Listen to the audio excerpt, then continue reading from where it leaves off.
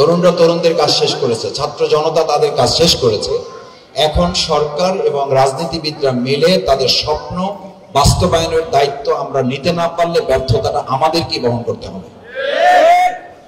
আমাদের এই তরুণরা, আমাদের এই শিক্ষার্থীরা, আমাদের এই ছাত্র জনতারাই বাংলাদেশ। যদি তাই না হতো তাহলে এই সারিতে এখন যারা বসে আছে আমরা জেলখানাও কপালে জুটতো না, আমাদের এতদিন গুমের মুখে পড়তে হতো অথবা আমাদের কবরে থাকতে হতো। অধিকারের প্রশ্ন তুললে, দেশের মানুষের স্বাধীনতা সার্বভৌমত্বের কথা বললে আপনি আমাকে থামিয়ে দিবেন রাজাকারের কথা বলে, সেই দিন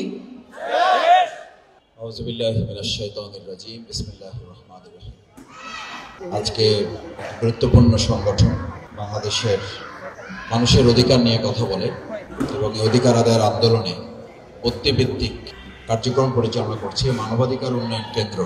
অত্যন্ত সুপরিচিত এবং সুপ্রতিষ্ঠিত একটি প্রতিষ্ঠান। এর আয়োজনে আজকে মাহবুবুল হক ভাই আমাদের সভাপতি, উপস্থিত আজকের প্রোগ্রামের সম্মানিত অতিথি বাংলাদেশ জাতীয়তাবাদী দলের মাননীয় চেয়ারপারসনের উপদেষ্টা, আমার অত্যন্ত শ্রদ্ধাভাজন বিএনপি নেতা, বীর মুক্তিযোদ্ধা জনাব আব্দুল সালাম ভাই, একটু আগে বক্তব্য রেখেছেন ব্যারিস্টার সানি ভাই, আমাদের তরুণ প্রজন্ম থেকে বক্তব্য রেখেছেন আরিফুল ইসলাম আদিফ, আমাদের কলেজের টুকরা সন্তানরা এখানে কথা বলেছে, আমাদের শহীদ পরিবার, আহত পঙ্গু পরিবারের পক্ষ থেকে তারা তাদের নতুন বাংলাদেশ বিনির্মাণের কি স্বপ্ন দেখে সেই স্বপ্ন তারা এখানে উপস্থাপন করেছে। আমাদের অত্র স্কুলের সম্মানিত প্রধান শিক্ষিকা এবং অন্যান্য শিক্ষকবৃন্দ,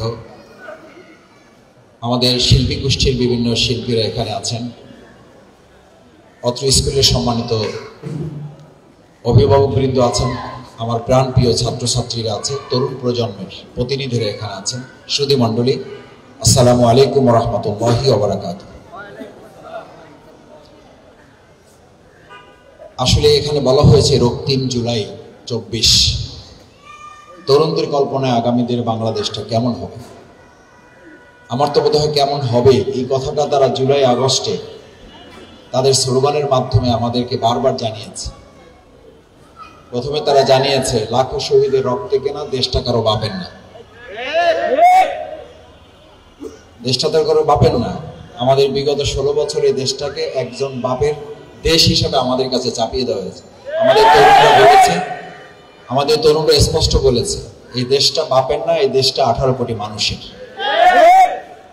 দ্বিতীয় কথা হচ্ছে ওই বাপেরা এবং ওই স্বামী স্ত্রীরা যারা বাংলাদেশ এবং ভারতকে স্বামী স্ত্রী হিসাবে আমাদের সামনে অত্যন্ত নির্লজ্জভাবে তুলে ধরেছে।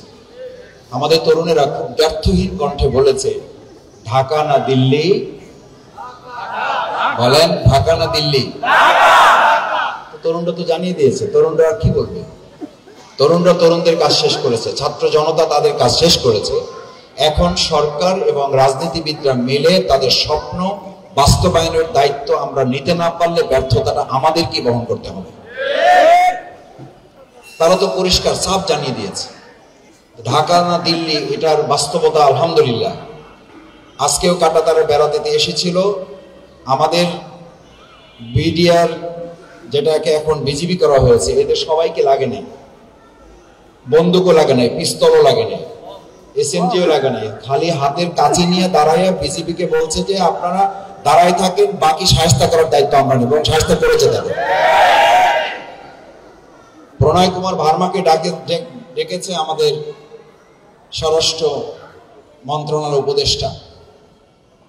আমরা পরিষ্কার বলি ঢাকা না দিল্লির এই স্লোগান, এটা শুধু স্লোগান না, এটা 18 কোটি মানুষের হৃদয়ের স্পন্দন। স্পন্দন যদি কেউ বুঝতে ব্যর্থ হয় তাহলে ওই দায়ভার বিগত দোসরদের মতোই তাকে কিন্তু বহন করতে হবে। আমাদের তরুণরা কি স্বপ্ন দেখেছে? আমাদের তরুণদের গুরুত্বপূর্ণ একটা স্বপ্ন ছিল, তারা পরিষ্কার জানিয়ে দিয়েছে।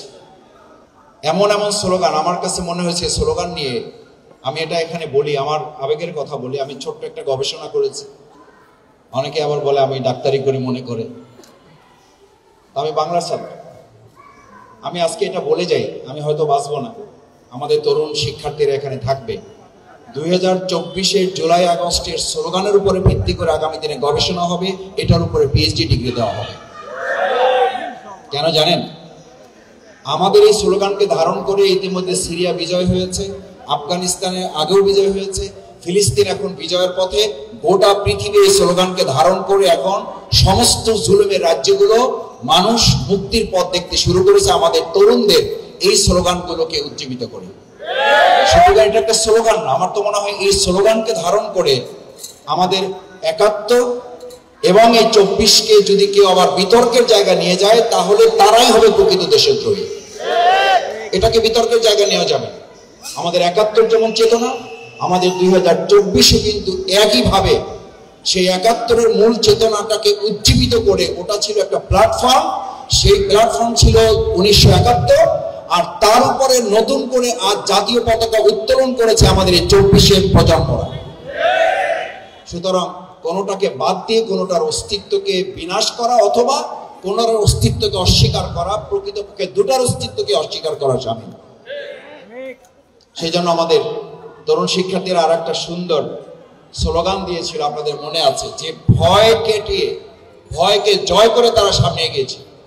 এই আমাদের যে সমস্ত কন্যা, আমাদের সন্তান তুল্য শিক্ষার্থীরা, যাদেরকে আমরা ঘরে আটকে রাখতাম, যাদেরকে আমরা মনে করতাম যে এরা মোবাইল ছাড়া কিছুই বুঝে না, তারা আমাদের ধারণা ভুল প্রমাণ করেছে। যে তারা মোবাইল দিয়ে গোটা পৃথিবীকে জানিয়ে দিয়েছে, এই মোবাইল দিয়ে আমরা প্রশাসনের সমস্ত গুলিকে উপেক্ষা করে এক মোবাইলের এই আমাদের সামাজিক যোগাযোগ মাধ্যম দিয়ে বাংলাদেশ বন্ধ করেছে। পৃথিবীর আনাচে কানাচে থেকে আমাদের বন্ধুরা এই সামাজিক যোগাযোগ মাধ্যম দিয়ে একটা সরকারকে পতন ঘটাতে সক্ষম হয়েছে। সুতরাং আমাদের এই শিক্ষার্থী তরুণদেরকে এখন কেউ কেউ আবার কোনো সময় আমি দেখি তাদেরকে বলেন বাচ্চারা কি বুঝে। এটা মাথায় রাখতে হবে। আমরা মুরব্বীরা বিগত ১৫ বছরে আমরা সিঁড়ি তৈরি করেছি, আমাদের সেই সিঁড়িতে রক্তের দাগ ফেলে আমাদের এই বাচ্চারাই আমাদের নতুন স্বাধীনতা এনে দিয়েছে। সুতরাং বাচ্চাদেরকে যদি কোনো পিতা তার সন্তানকে স্নেহ করতে, তার অধিকার দিতে, তার প্রতি যথাযথ সম্মান দিতে ব্যর্থ হয়, তাহলে ওই সন্তান ঠিকই থাকবে, বাবা হিসেবে ব্যর্থ হবে সে। তারা কি স্লোগান দিয়েছিল? যদি তুমি ভয় পাও তবে তুমি, যদি তুমি ভয় পাও তবে তুমি শেষ, আর যদি তুমি যথাযথভাবে রুখে দাঁড়াও তবে তুমি বাংলাদেশ। আমাদের এই তরুণরা, আমাদের এই শিক্ষার্থীরা, আমাদের এই ছাত্র জনতারাই বাংলাদেশ। যদি তাই না হতো তাহলে এই সারিতে এখন যারা বসে আছে আমরা, জেলখানাও কপালে জুটতো না, আমাদের এতদিন গুমের মুখে পড়তে হতো অথবা আমাদের কবরে থাকতে হতো। অনেকে বলেন আমাদের জেলে যেতে হতো, আমি বলি না, জেলে যেতে হতো না, হয় কবরে না হলে ঘুমের খপ্পরে পড়ে এই সারির নেতারা, এই সামনে সারিতেও যারা আছেন, তার অস্তিত্ব আপনাদের পরিবারের সামনে আপনারা দেখাতে পারতেন। সেই জন্য তারা স্লোগান তুলেছে। এই স্লোগানগুলোই তো আমাদের বাংলাদেশ, এই স্বপ্নই তো বিনির্মাণ করতে চাই আমরা। আমাদের সেই প্রিয় কলিজার টুকরা সন্তানেরা স্লোগান তুলেছিল মেধা না কোঠা। কি চেয়েছি আমরা? মেধা চেয়েছি আমরা। মেধার রাজ্যে যে রাজত্ব করবে সে তো চাঁদাবাজি করতে পারে না। মেধার রাজ্যে যে রাজত্ব করবে সে দখলদারিত্ব করতে পারে না। মেধার রাজ্যে যে রাজত্ব করবে সে আমার বোনের ইজ্জত নিয়ে টানা হেঁচড়া করতে পারে না। ছাত্রলীগ করেছে বলে, ছাত্রলীগ ধর্ষণের সেঞ্চুরি করেছে, ছাত্রলীগকে নিষিদ্ধ করা হয়েছে, আওয়ামী লীগকে নিষিদ্ধ করতে হবে। আপনি গাছের ডাল কেটে মূল গাছ রেখে, গাছের আগা কেটে আপনি গাছকে বিনাশ করতে পারবেন না। কারণ শেখ হাসিনা নিজে বলেছে, আমি ছাত্রলীগের অভিভাবকের দায়িত্ব পালন করি। আপনি অভিভাবককে ঠিক রেখে, অভিভাবক সংগঠনকে ঠিক রেখে আপনি ছাত্রলীগকে নিষিদ্ধ করে আপনি তাদের যে রাজনীতির অপব্যবহার, যে গণহত্যা তারা করেছে, এটাকে আপনি সামলাতে পারবেন না।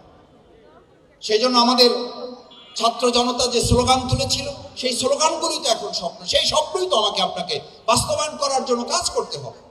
এবং সেই কাজ করার জন্যই আজকে মানবাধিকার সংগঠন যে সিদ্ধান্ত নিয়েছে, তারা যে সুন্দর আয়োজন করেছে, আমি তাদের আয়োজনের প্রতি কৃতজ্ঞতা জানাই, ধন্যবাদ, অভিনন্দন জানাই। এবং এগুলো যত বেশি হবে তত আমাদের এই কলিজার টুকরা সন্তান, ছাত্র জনতা, শ্রমিক ভাই বোনেরা যে স্লোগান তুলেছিল, চাইলাম অধিকার হয়ে গেলাম,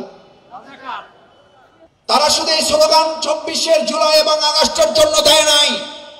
আমি একটা কথা আমার শিক্ষক শ্রদ্ধেয় মুরব্বিয়ান ইকরাম তরুণ প্রজন্ম এখানে তোমরা আছো, তোমাদের কানে বলে যাই, এই একই রাজাকারের তকমা যদি আবার কেউ দেয় তাহলে তাদেরকে বলা হবে চাইলাম অধিকার হয়ে গেলাম, তখন আবার সবাই মিলে স্লোগান তুলবে তুমি কে আমি কে। কে বলেছে কে বলেছে? আমাদের সন্তানদের স্বপ্নের বাংলাদেশ তো এটা। আরে ভাই, অধিকারের কথা বললে আপনি আমাকে জামাত শিবিরের ট্যাগ লাগাবেন কেন?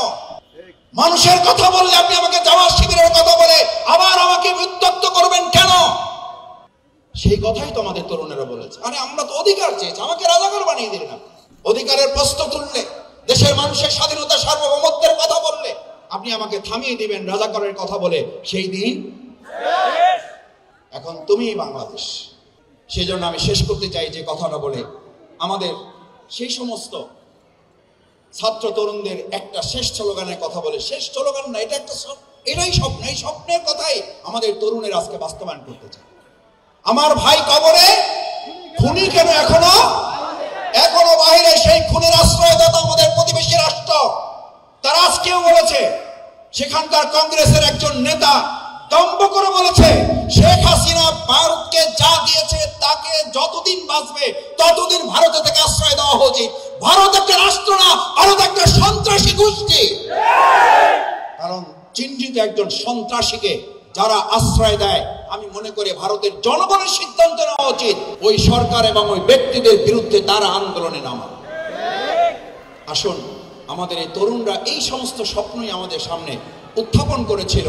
এই স্বপ্নগুলো বিনির্মাণে তাদের প্রত্যেকটা স্লোগান বাংলাদেশের এক একটা সাংবিধানিক ধারায় পরিণত করে বাংলাদেশকে পরিচালিত করতে পারলে আমি মনে করি আজকে আমাদের এই প্রিয় প্রতিষ্ঠান মানবাধিকার উন্নয়ন কেন্দ্র যে সুন্দর আয়োজন করেছে, তরুণদের স্বপ্ন বিনির্মাণের কথা বলেছে, তরুণদের স্বপ্ন জানানোর উদ্যোগ গ্রহণ করেছে, এই স্লোগানগুলোকে ধারণ করতে পারলেই কেবল আমরা আমাদের স্বপ্নের, আমরা আমাদের কাঙ্ক্ষিত সুন্দর বাংলাদেশ উপহার দিতে পারবো। সবাইকে ধন্যবাদ। আমি আমার পক্ষ থেকে, আমার প্রিয় সংগঠন বাংলাদেশ জামাত ইসলামের পক্ষ থেকে আমাদের এই মানবাধিকার উন্নয়ন সংস্থা কেন্দ্রকে ধন্যবাদ জানাই, যারা কষ্ট করে আজকে এখানে আয়োজনে এসেছেন, যে স্কুল কর্তৃপক্ষ এই সুন্দর ব্যবস্থাপনায় সহযোগিতা করেছেন, তাদের সবাইকে ধন্যবাদ জানিয়ে আমার কথা শেষ করছি। আল্লাহ হাফেজ। বাংলাদেশ জিন্দাবাদ।